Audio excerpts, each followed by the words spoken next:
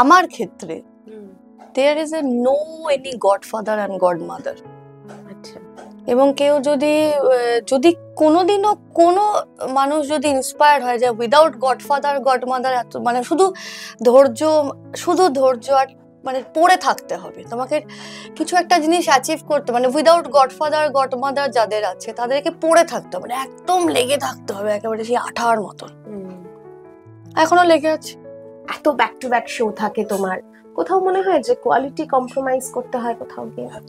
একটা সময় quality compromise করেছি, কিন্তু যখন তুমি যখন তোমার মনে হবে যে না আর করবো না, এটা তোমার, ইটস আপ টু ইউ। এটা কিন্তু সমাজ বা কোনো ট্যাবু নয়, ইটস আপ টু ইউ।